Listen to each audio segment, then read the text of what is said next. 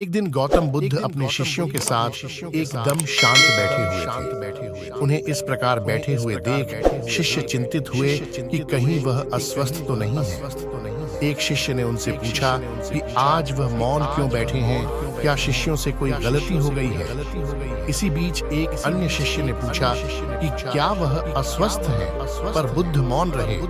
तभी कुछ दूर खड़ा व्यक्ति जोर से चिल्लाया, आज मुझे सभा में बैठने की अनुमति क्यों नहीं दी गई है। बुद्ध आंखें बंद करके ध्यान मग्न हो गए। वह व्यक्ति फिर से चिल्लाया, मुझे प्रवेश की अनुमति क्यों नहीं मिली।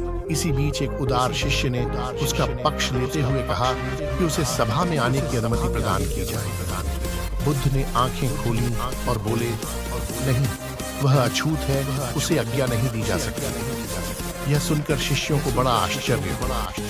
बुद्ध उनके मन का भाव समझ गए और बोले, हाँ, वह अछूत है।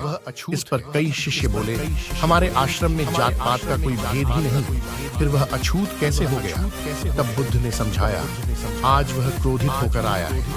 क्रोध से जीवन की एकाग्रता भंग होती है। क्रोधी व्यक्ति प्राय मानसिक हिंसा कर बैठता है, इसलिए जब तक वह क्रोध में रहता है तब तक अछूत होता है। इसलिए उसे कुछ समय एकांत में खड़े रहना चाहिए। क्रोधित शिष्य भी बुद्ध की बातें सुन रहा था। पश्चाताप की अग्नि में तप कर वह समझ चुका था कि अहिंसा ही मनुष्य का महान कर्तव्य वह परम धर्म है।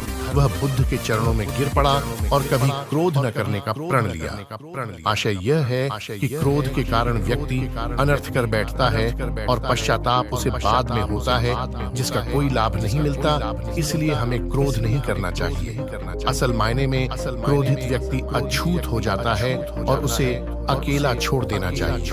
क्रोध करने से तन, मन और धन तीनों की हानि होती है। क्रोध से ज्यादा हानिकारक कोई और वस्तु नहीं है।